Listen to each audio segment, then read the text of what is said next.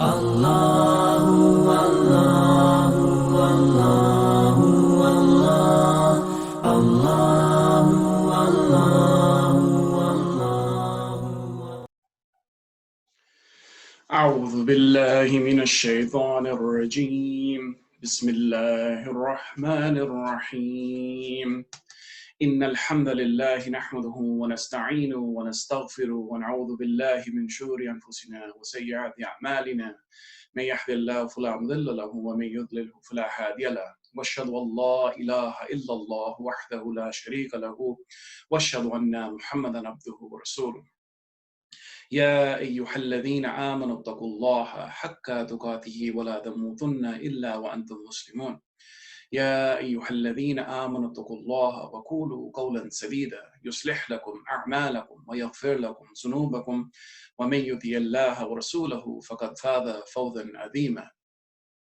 ربي اشرح لي صدري ويسر لي أمري واحلل عقدة من لساني يفقهوا قولي. الحمد لله رب العالمين والصلاة والسلام على أشرف الأنبياء والمرسلين نبينا محمد وعلى آله وأصحابه أجمعين. أما بعد. Assalamu alaikum wa rahmatullahi wa barakatuh.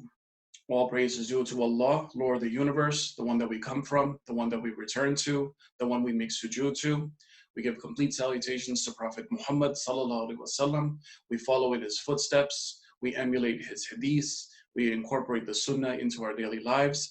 And we ask for him to intercede for us if we are short on the day of Yawm al-Qiyamah, so we can be planted into the fold of Jannah. Without further ado, I welcome everyone in this program. This is another Halaqa. This is another Ramadan Halaqa. This is part 2 of a series. Inshallah, all of this year, this Ramadan, we'll be doing a Ramadan-based Halaqa. So inshallah, this is just a part 2 of a continuation. Last week, if you were able to listen to this program, we actually started with the preparation of Ramadan. This week's agenda or this week's Halaqa program is going to be talking about more going deeper into the month of Ramadan. Here in the United States, in the date 4/24/2020, it is the first day of fasting. On behalf of me and my family and my complete Masjid Ibrahim, we wish everyone Ramadan Mubarak. So let's get started in today's Halaqa. First of all, in today's Halaqa, we have to understand that the essence of Ramadan is now upon us. And what that means is that Ramadan is something that Allah has already prescribed to us in the Quran. And he said many places in the Quran, the one that comes right off the bat is the Ya ayyuhalladhina amanu kutiba alaykum as-siyamu kama kutiba ala alladhina min qablikum la'allakum tattaqun. Allah is saying to the believers, fasting is enjoined upon you as it was enjoined upon those before you, and that you become God-fearing. And that what that implies is that building the taqwa inside of us to realize that God is watching us 24/7. Another ayah that we touched upon last week, and it's just a recap from last week, is Shahru Ramadan alladhi unzila fihi al-Qur'an. This month of Ramadan is actually a reflection for us to connect back with the Quran. And that's the most important thing that you can actually take. I know a lot of times the Muslim Ummah, we go into understanding that Ramadan is about fasting and it's about eating and iftars and so on and so. But the most important thing about actually the month of Ramadan is actually reflecting back and connecting with the Quran. The Quran itself can be talked ad nauseum about itself and the way the compilation was done, but at the essence of Ramadan, the most important thing you can take right now is to start reading it, start understanding it, start implementing it, incorporate it in your Isha and your Taraweeh at nighttime, and make this a virtue that this month you come closer to the fact with your Quran in hand. And two things right off the bat, and there's a lot of hadiths and there's a lot of rhetoric in the month of Ramadan, but what's most important for us to understand is that the Quran and your fasting can both intercede for you on the day of Yawm al-Qiyamah, because these two things you do for the sake of Allah. The reward for fasting is strictly with Allah subhanahu wa ta'ala. He will give you the reward for fasting. And the Quran itself is a journey for you, that on that day when you are standing, that the Quran intercedes for you. And as you read as much Quran in this livelihood, that's as much as you will be reading. And where you stop is where your place in Jannah will be, inshallah. So I urge every single one of you, everyone that's viewing this now or later, please make it a virtue that when you think of Ramadan, you think of Quran. Now, going forward in this month, right, there's three elements that I want to talk about in part 2 today. And it's very simple. I'm going to narrow it down. Like I mentioned, that in this month of Ramadan, there's so much to talk about. But in this part 2, we're going to talk about three elements. The first element is it's a fruitful day in Ramadan is prescribed by Allah. So I'm going to walk you through an exact day of what Allah subhanahu wa ta'ala is asking of us, to come closer to Him in a day of fasting. Number 2 is the removal of shaitan during this month. We all know as we were children, as we grew up, that shaitan is locked up. And I'm going to stress a little bit about that, explain the whole virtue behind it, why that is the case. And when we say shaitan, that's a whole network of shaitan. Number 3 is the power and the value of istighfar. So again, just in today's part 2 of Ramadan series, we're going to talk about these three elements. A fruitful day in Ramadan, as prescribed by Allah, the removal of shaitan during this month, and the power and the value of istighfar. Now, let's get started right off the bat. A fruitful day in Ramadan is prescribed by Allah, right? This is something that is, first of all, it's a blessing for us to be living in this time period, in this Ramadan, and that is a gift in itself. That's something that we should make huge, shukr and thanks to Allah that we are actually in this fold, in this month of Ramadan.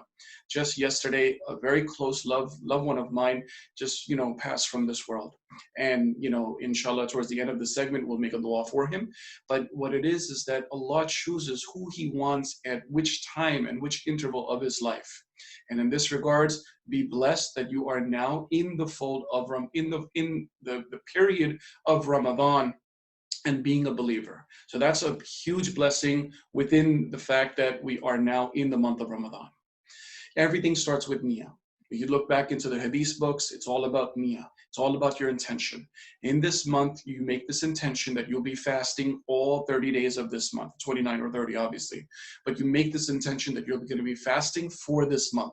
When you make this intention, right, it's a blanket intention. Some days you might want to make that intention, renew the intention, but you must start with the intention.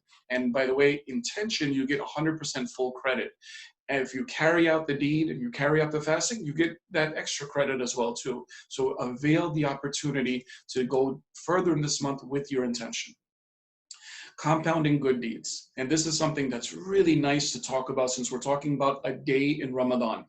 When you wake up for suhoor this month, right, wake up with a double niyyah. In the sense of you wake up, as soon as you wake up, you might have 30, 40, an hour before Fajr sets in, right? So at that time, what you could do is you could compound your niyyah on waking up, and you can actually wake up, and the first thing you do is you do wudu, and you go and you pray 2 rakat in tahajjud. Even though it's, yes, an hour away or 30 minutes away, you're praying right there. And right then and there, those 2 rakats will go a further distance for you because that, many of the ulama say, is the tail end of the night anyway. So you wake up, you actually pray, and now you're woken up for suhoor, but now what you're doing is you're also playing tahajjud as well too, so you're getting another benefit in this while you're waking up. And then you can obviously do suhoor, which is sunnah, and then you can go into your fajr and so on. So speaking of the benefits of the hasana, there's so many benefits that we can obtain from this. And one of the benefits that I can think right off the bat is that everything is compounded. And when I say compounded, means that your nawafil are considered like fard. Your fard are multiplied by 70 to 700 times, in this fold of Ramadan. Please make it a task in this month to gain as much hasana as possible.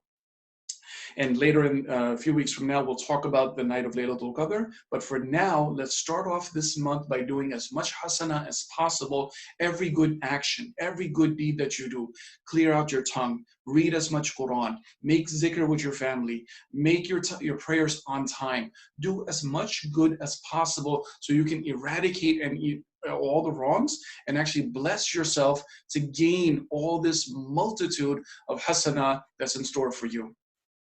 One of the best ways to actually go forward in this particular COVID-19 year is that you can actually pray Zohar at home this year. And what that means is that normally the Muslim Ummah prays Zohar 6 times a week, and then Friday we go for Jummah prayers. Well, this year you have the chance of praying Zohar 7 times a week. And when you're praying Zohar 7 times a week, make sure you pray your Zohar with a full 12 rakats. It's a Tirmidhi hadith stated that if you pray 4 rakats before your fard and 4 rakats after your fard, broken down in 4 sunnah, 4 fard, 2 sunnah, 2 nafil, you would pray a full 12 rakat for your Zohar prayer, your face will be spared from the hellfire. Again, a hasana on top of a hasana within the month of Ramadan. Please take this opportunity when this halaqa comes to an end. For those that are watching this live, make sure you pray your full rakat going forward. Now here's the element in disguise in all this. At least start with the intention that you're going to do this for the rest of your life. It doesn't have to be just for Ramadan. It's for the rest of your life you make this intention. And some days you may not be able to pray Zohar, the complete 12 rakats. You're busy at work or school or whatever. But the point is, you make that intention, and you make that intention with a Sahih Tirmidhi hadith that's stating the case. You make those full 12 rakats. Now here is the most important part of your day. And let's do a complete walkthrough and we'll get to the most important part of the day. When you wake up with that compounded niyyah. You come into the Zohar time where actually between Fajr and Zohar, a lot of people have to take care of work or school or whatever business they have to do. That's well and good. You do that with your best intention that you are fasting. So you watch your safeguard your tongue, you make sure that your word is your bond, and so on. So Zohar sets in, you pray your full 12 rakats. Asr comes in, you pray your Asr on time. The angels report back to Allah subhanahu wa ta'ala saying that yes, the subject of mine prayed his Asr time on time. Now here's the most important part. When you're praying Asr, your mind is going to tell you that your next prayer is when you're going to be opening the fast. And that's a beautiful feeling to have, that now that, yes, only one more prayer to go. And believe it or not, you actually, after Asr, you're going to be eating first before you're going to be praying. So it's basically Asr is your last prayer at that moment in that day of fasting. Now, like I was saying, the most important part that I want you to take from this halaqa today, and it's a very serious and sincere gesture that I'm about to make with you, and I want you to truly reflect upon this.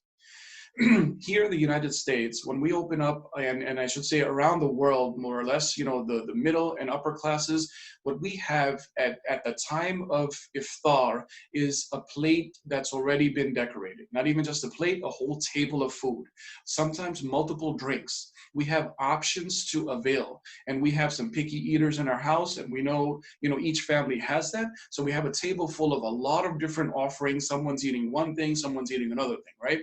Well, here, like I've been saying, the most important thing is I want you to truly understand is that when we open our fast, and whatever the time may be, 7:53 or 8:02 or whatever the time is that there are a lot of people. Just today, this morning, after Fajr, I was going into the website, HHRD, Helping Hand Relief, and in that, I was looking at the East Africa flooding, and there's over 1 million people that are in that vicinity, and they don't have a 7:53 or a 8:03 or 8:02 when the food is going to be displayed in front of them. What I mean by that is that there are millions of people in this world. They don't have a plate in front of them at the time of iftar. And that is something very shocking for the Muslim Ummah, for us to truly realize and ask ourselves, what are we doing about it? Because we have that plate, we have those multiple drinks, but there are people in this world that are dying from starvation. They don't have running water, they barely have any clothing on, and they don't have that essence. So today, when you make that dua, and you're opening your fast, you actually say to Allah, Ya Allah, please make it a means for those people in this world that don't have any food, that are dying from hunger, dying from thirst. Ya Allah, you give them the opportunity for them to carry on and provide them some type of provision. And please visit the websites like hhrd.org, and they're doing tremendous work there. If you can't do anything for them, make sure you drop at least $1 a day. And some cases, whatever you can do. you make sure you do that, because if you can eat comfortably tonight, there are people in this world that cannot. They're younger than you and they're starving, and it's our responsibility as an ummah to help those people out.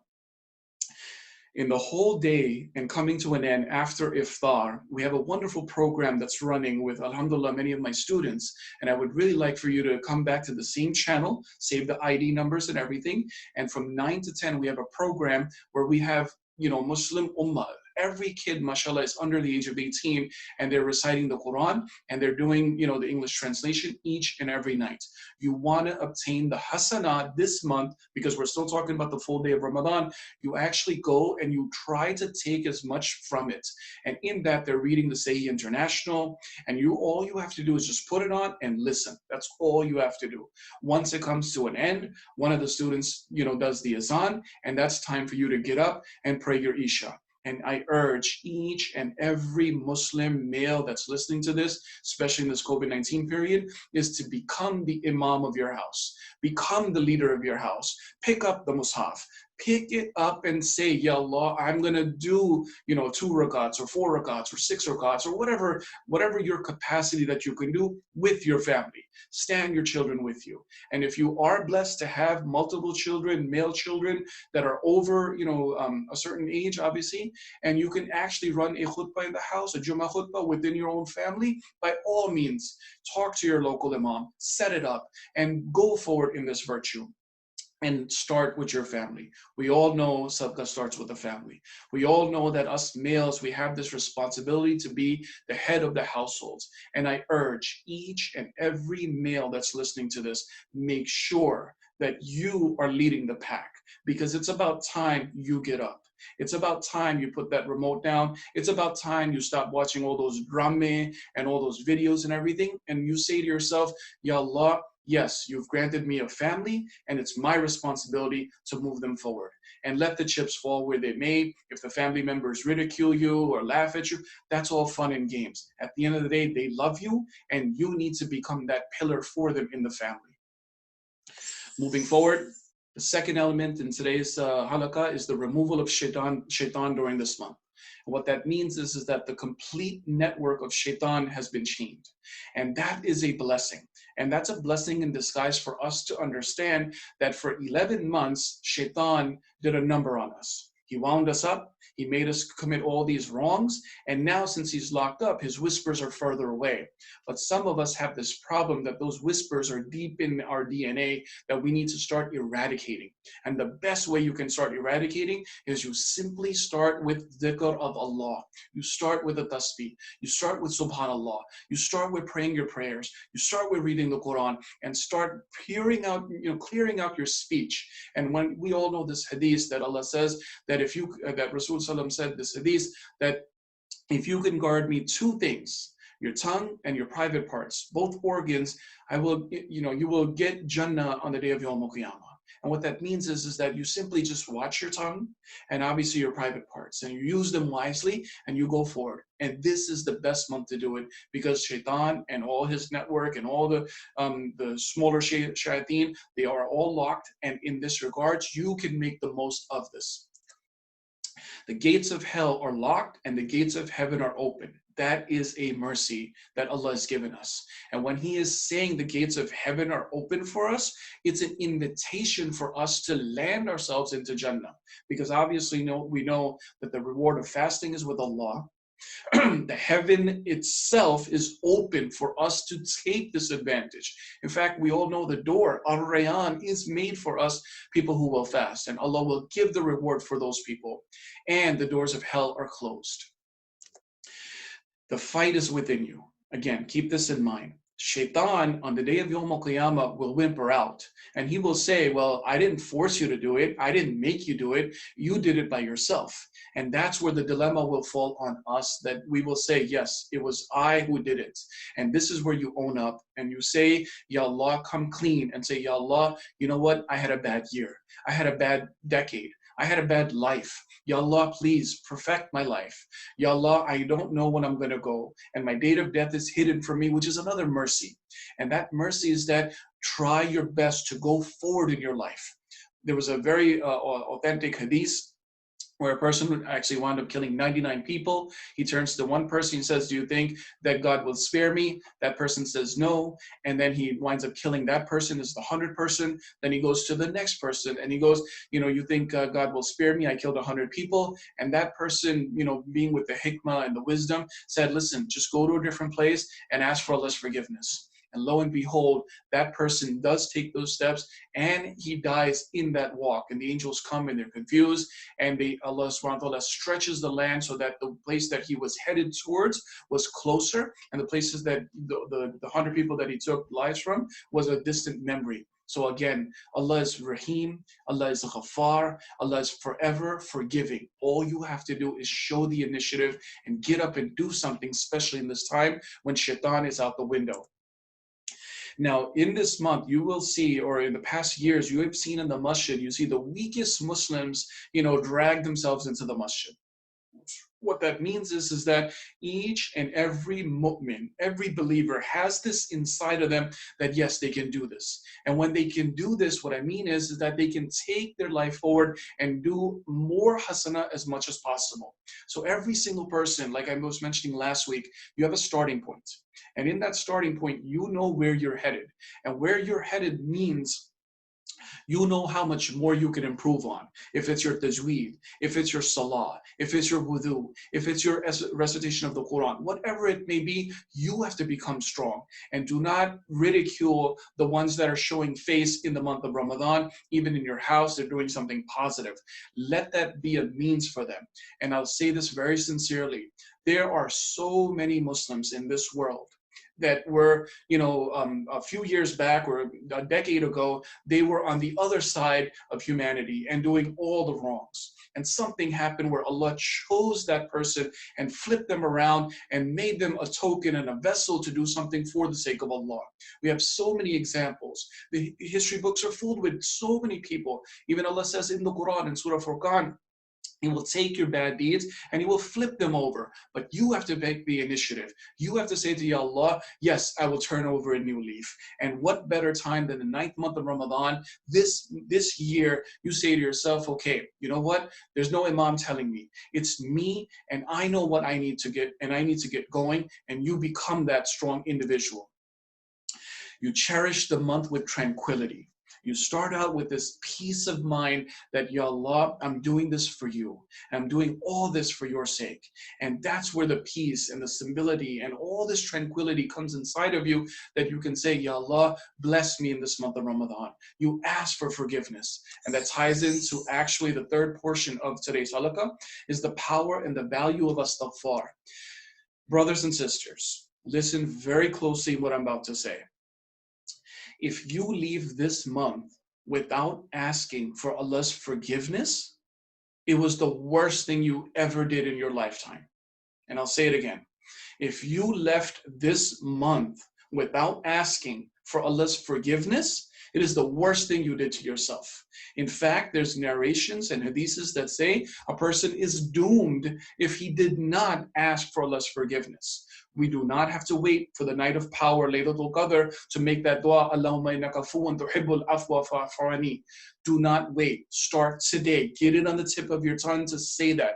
Whatever dua you can perfect.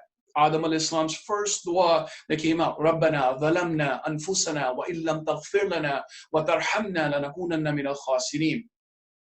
Oh Allah, we've wronged us. We've wronged ourselves. Ya Allah, if you don't forgive us, no one will forgive us. No one will intercede. No one will help us. And you feel this, that the power and the value of astaghfar is within you, but you need to make the action privately, in the middle of the night. You say to Ya Allah, you know what? I made a mistake. My bad, my wrong. I did this wrong. I hurt that person. I did this. I cheated. I stealed. I backbited. I didn't pay my zakat. I didn't do this. I didn't do that. And the list goes on and on and on. And Allah knows each and every one of you better than you know yourself. But this is the time for you to come clean. This is the part where you clear out your heart. The very authentic narration with all the black dots that are on the heart, we need to remove all those black dots off of our hearts. And this is the time, brothers and sisters, to do it. Say to yourself, Ya Allah, one astaghfar from the bottom of your heart. Maybe that's the last word that you utter out of your mouth. Our beloved Prophet, Prophet Muhammad sallallahu alaihi wasallam said astaghfar 100 times a day. 100 times a day. And we feel this agony and pain that we can't even say it 30 times. We need to come back and say to Allah, Ya Allah, I will say astaghfirullah. I want each and every person that's listening right now to say this with me at least 3 times, and hopefully it will instill something inside of you. Astaghfirullah, astaghfirullah, astaghfirullah. And I want you to feel what you did wrong in the eyes of Allah watching with that taqwa, so you become a muttaqi. A muttaqi is a one that establishes taqwa inside of them. And I want you to feel that inside of them. And every single time in your life, when you say astaghfirullah, you pause and you think that, yes, I say astaghfirullah because back in 1996, I did something wrong. Or back in 2002, I did something wrong. Whatever you can remember what you did wrong, you say, Ya Allah, astaghfirullah. And you say astaghfirullah for the evil deeds or the evil sins, I would say, that you don't even remember that you did. And you say, Ya Allah, for a blanket of my life, for all the wrongs that I did, all the people that I hurt, all the backbiting, all the lying, whatever the case may be, you say, Ya Allah, please forgive me. You say it sincerely. The power and the value of astaghfirullah is something that we can cherish because it's given a ticket. I say to my students all the time, it's not the sin that defines who you are. It's what you do after the sin that defines who you are. Think about that for a second. The sin you'll do. Shaitan told you, go do X, Y, and Z, and you did it and you forgot. But what you do after the sin actually shows your merit and shows because we have an innate nature to sin. But what we do after the sin defines on how we go forward in our life by saying, Ya Allah, you know what? I messed up.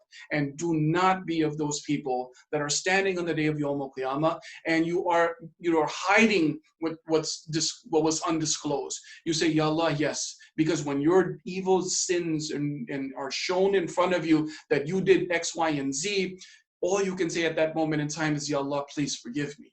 Ya Allah, please forgive me. And you start this journey of astaghfirullah in your life today, going forward for the rest of your life. Eliminate all the distractions that we created over the years. We have turned Ramadan into festivals. We take out the actual reading of the Quran and put that aside and talk about food and social engagements and this and this and this. And I'm guilty of this myself. The Muslim Ummah was carried away in the month of Ramadan, carried away. We were talking about other things as opposed to what we should have talked about. Like I mentioned earlier, Shahru Ramadan alladhi undila fihi al-Quran. Quran is center stage, not the food, not the iftars. And this is the month that you say to yourself, yes, there's no more social gatherings. None of that is taking place. This is the time you will show face to Allah how you took this month. Either you are those people that really felt it, that yes, I need to do this for the sake of Allah, and let me pick up that book of hadith. Let me pick up the Quran. Let me do something so Allah knows I did it. Do not let this month pass by your act of just fasting. Ramadan is not just fasting.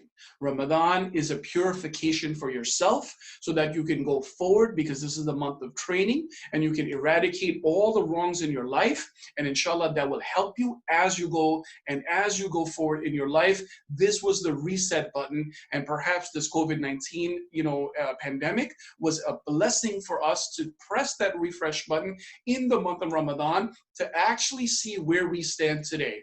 And inshallah, in the year 2021, when Allah will grant us more life and we will be in Ramadan, we will be back in our masjids meeting and socializing. We will say, yes, in the year 2020, that Ramadan that I did at home with my family, I became the imam at the end of that month. I read the book that month. I read the whole complete Quran in English, in a language I understand. And I know, 30 more hadiths that I knew. And that's your test. Do not let this month just be about fasting. Do not just sleep it out. Do not just, miss all the opportunities that are headed your way.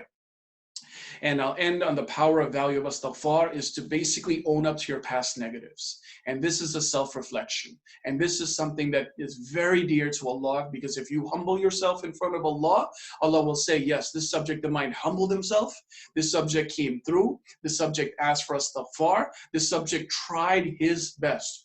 The Muslim Ummah is not expecting the complete Ummah to become, muftis overnight. We are not expecting that.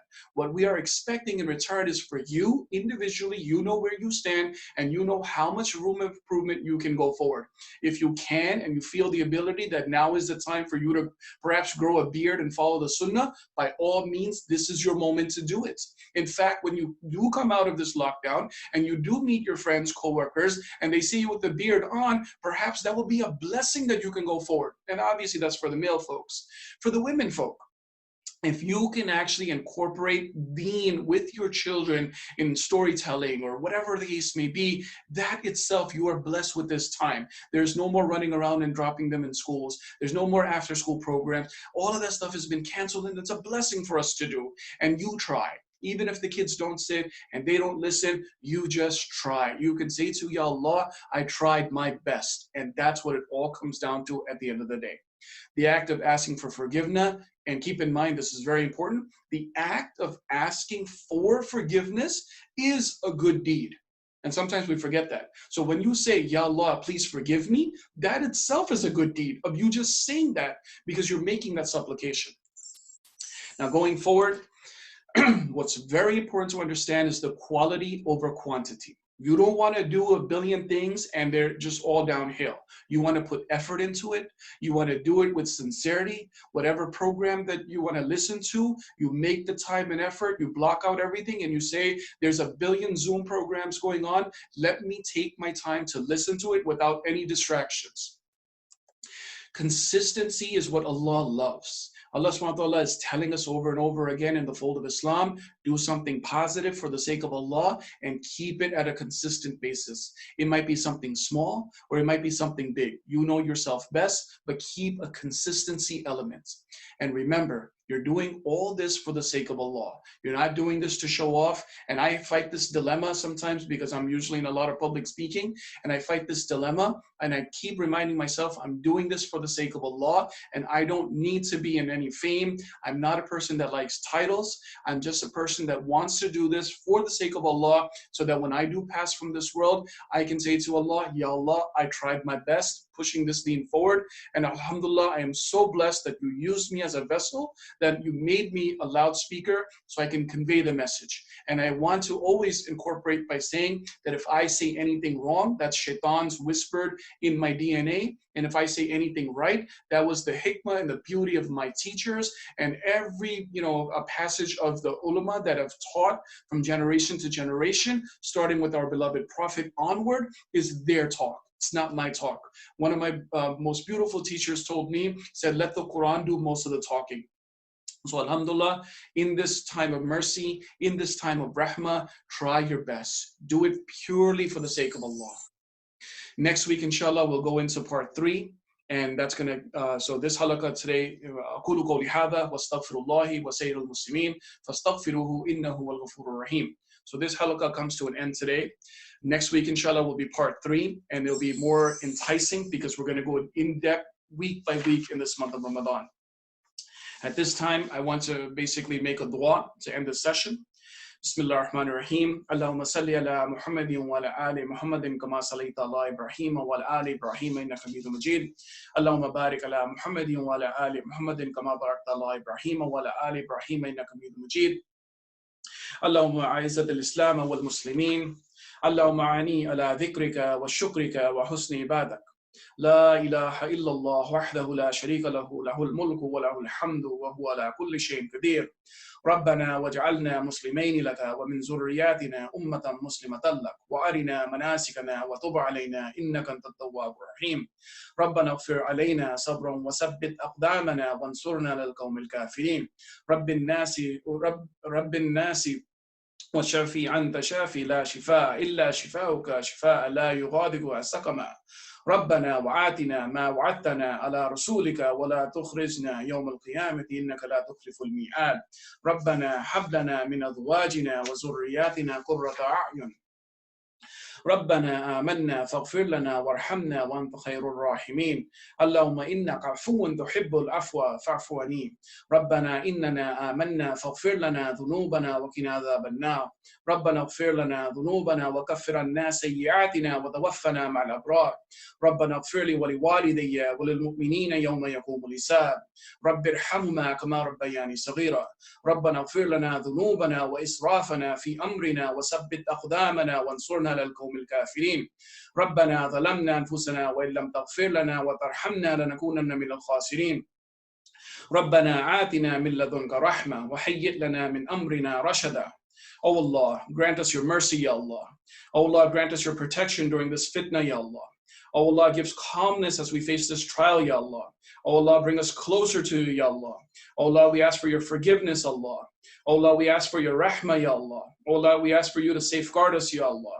Oh Allah, bless us with this month of Ramadan that's in our capacity, Ya Allah. Oh Allah, make us connect with the Quran, Ya Allah. Ya Allah, accept our qiyam, Ya Allah. Ya Allah, accept our siyam, Ya Allah. Accept all our ibadah this month, Ya Allah. Accept our deeds, Ya Allah. Ya Allah, make us reflect with our astaghfar this month, Ya Allah. Ya Allah, grant us nearness to you, Ya Allah. Ya Allah, make us closer to you, Ya Allah. Oh Allah, save us from this latest pandemic that we're dealing with, Ya Allah. Ya Allah, save our children, Ya Allah. Oh Allah, safeguard our parents, Ya Allah. Oh Allah, safeguard the ummah at large, Ya Allah. Oh Allah, safeguard all of humanity, Muslims and non-Muslims, Ya Allah. Oh Allah, bring the words of Allah and God to the non-Muslims' tongues, Ya Allah. Make them realize that why they're here in this world, Ya Allah. Oh Allah, give cure to all those that are dealing with the coronavirus or any other issues at this time, Ya Allah. Oh Allah, we seek your maghfirat, Ya Allah. Oh Allah, we seek your mercy, Ya Allah. Oh Allah, we seek your love, Ya Allah. For those that are suffering, Ya Allah. Oh Allah, give them strength, Ya Allah. Oh Allah, give them patience, Ya Allah. Oh Allah, give them full recovery, Ya Allah. Oh Allah, strengthen their immune system, Ya Allah. Oh Allah, protect each house from this azab, Ya Allah. Oh Allah, protect the family members who are dealing with those who are affected, Ya Allah. Oh Allah, grant shifa to those who are sick, Ya Allah. Oh Allah, grant our parents good health, Ya Allah. Oh Allah, grant our spouses good health, Ya Allah. Oh Allah, grant our children the best of health, Ya Allah. Oh Allah, cure our family members, Oh Allah. Oh Allah, we have so many people in our community who need your shifa, Ya Allah. You grant them shifa, Ya Allah. Oh Allah, grant Brother Vakar complete shifa, Ya Allah. Oh Allah, grant his family strength to help them side by side, Ya Allah. Oh Allah, there's so many more people in this community that are going through illnesses. Ya Allah, you help them, Ya Allah. Ya Allah, all the people in our ummah that are going through it, Ya Allah, you help them. Oh Allah, grant us all sabr, Ya Allah. Oh Allah, make matters easy for us at home, Ya Allah. Oh Allah, bring love and unity in this month of Ramadan, Ya Allah. Oh Allah, bring joy with the family, Ya Allah. Oh Allah, bring our spouses together, Ya Allah. Oh Allah, bring our siblings together, Ya Allah. Oh Allah, strengthen the bond with all generations in the house, Ya Allah. Oh Allah, give us good news from family that lives afar, Ya Allah. Oh Allah, protect the ummah, Oh Allah. Oh Allah, protect all of humanity, Ya Allah. Oh Allah, lift this pandemic, Ya Allah. Oh Allah, for those that have passed away due to this illness, you grant them Jannatul Firdaus, Ya Allah. Oh Allah, you grant them the highest of Jannatul Firdaus, Ya Allah. Oh Allah, give the remaining family members complete sabr in these pressing times, Oh Allah. Oh Allah, lift this azab over us, Ya Allah. Oh Allah, for all the family members and all the people who have passed, Ya Allah, you open up their graves, Ya Allah. You open up their graves with coolness from Jannah, Ya Allah. Oh Allah, remove all their sins, Ya Allah. Ya Allah, make them answer the questions with ease, Ya Allah. Ya Allah, reunite us with our loved ones in Jannah, Ya Allah. Oh Allah, be happy and pleased with all that we're doing in this month of Ramadan, Ya Allah. Oh Allah, we promise to be better Muslims, Ya Allah. Oh Allah, we promise we'll go to the masjid as the masjids open back up, Ya Allah. Oh Allah, please lift this punishment, Ya Allah.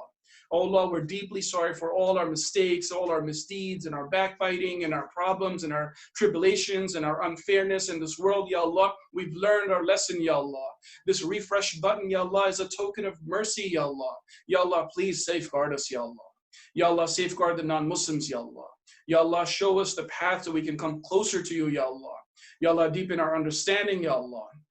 Oh Allah, make us turn back to you with more affection, Ya Allah. Ya Allah, spare us this trial, Ya Allah.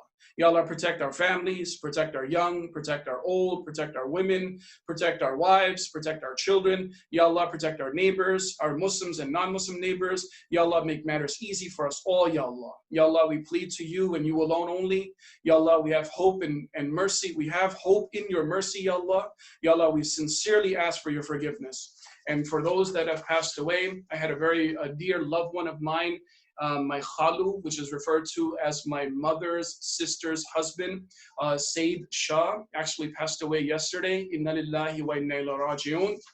And for him, I want to especially read Allahumma ighfir li hayyina wa mayyitina wa shahidina wa ghaibina wa saghirina wa kabirina wa dhakrina wa unsana.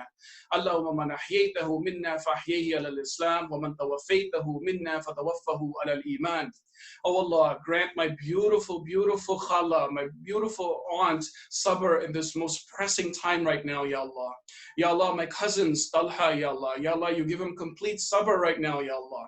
Ya Allah, my two sisters, Ya Allah, Maryam and Hajra, Ya Allah, you give them complete sabr, Ya Allah. Ya Allah, they've lost their father, Ya Allah. Ya Allah, you make them the means of sadqa jariyah for him to obtain Jannatul Firdaus, Ya Allah. Ya Allah, give the complete family sabr, Ya Allah. My mother's overseas, Ya Allah. You give her complete protection from this COVID-19, Ya Allah. She's sitting with all her family members, Ya Allah. Give them complete protection, Ya Allah. Ya Allah, please forgive us, Ya Allah. Oh Allah, if we ever wronged anyone, Ya Allah, please place a softness in their hearts, Ya Allah. Oh Allah, if Sayyid Shah did anything wrong, Ya Allah, you actually forgive him, Ya Allah. Ya Allah, if he owed anybody any money, Ya Allah, please let Talha be the means to clear all any debts and loans, Ya Allah. Ya Allah, let it be that you provide your rahmah to their family, Ya Allah. You give them sabr in this most pressing time, Ya Allah. Ya Allah, as you mentioned in our hadiths, that the people who die from these illnesses will be the people that are considered as martyrs and shaheed, Ya Allah. Ya Allah, you make my uncle, my beautiful uncle, Sayyid Shah, a martyr of Islam, a person who was shaheed in this, and all the other people that have died in this COVID-19, Ya Allah, you fulfill that promise, Ya Allah.